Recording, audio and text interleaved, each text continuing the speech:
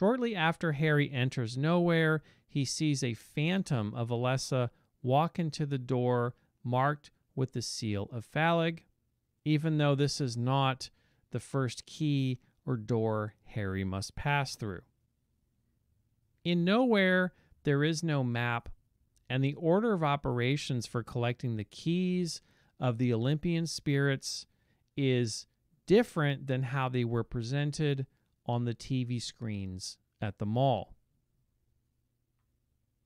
In fact, there are only 5 Olympian spirit keys in Nowhere, and they must be collected in nearly reverse order from least to most powerful.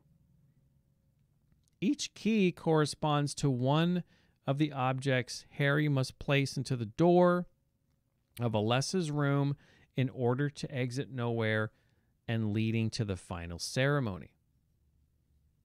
It may be no coincidence that there were also 5 seals of Metatron that Alessa was creating in strategic points in Silent Hill.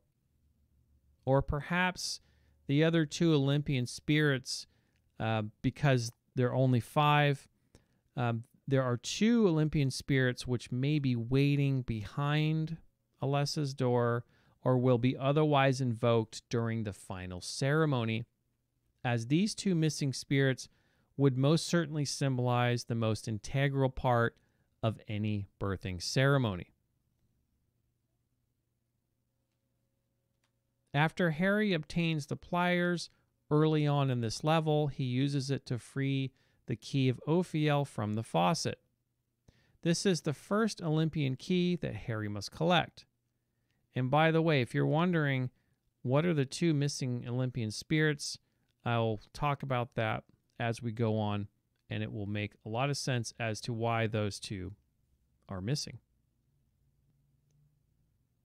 Now, the Olympian spirit Ophiel, the key that Harry just collected from the faucet, corresponds to the crest of Mercury, as Ophiel's element and planet are both Mercury.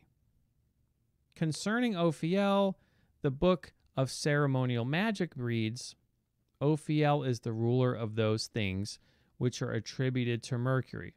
He gives familiar spirits, teaches all arts, and enables the possessor of his character to change Quicksilver immediately into the Philosopher's Stone. End quote.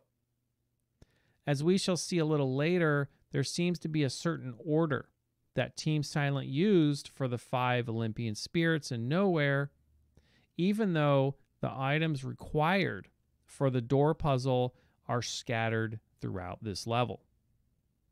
The other 2 Olympian spirits may be less obviously revealed at the end of the game as well.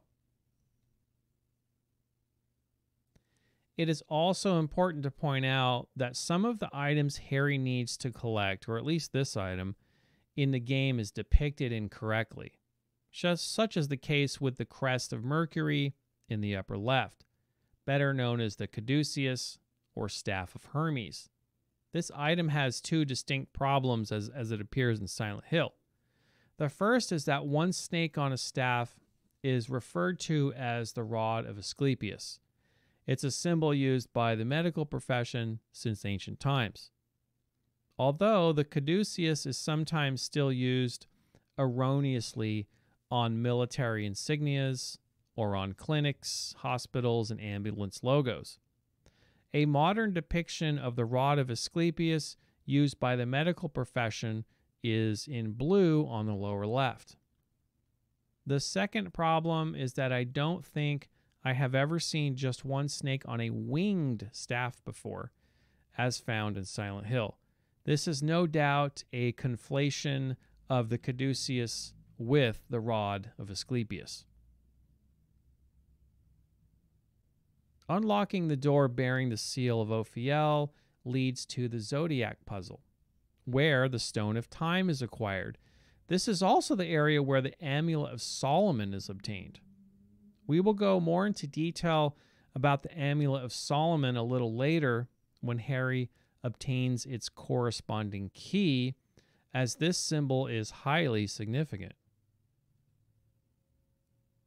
After obtaining the amulet, Lisa appears before Harry one last time. At this point, Lisa cannot hold back the truth of her existence any longer. She is a hopeless denizen of the other world from which there is no escape. An existence forever trapped by the darkness as a monstrous shadow of her former self. It seems as if Harry heeds Dahlia's advice about petty desire as he refuses Lisa's pleas to stay with her.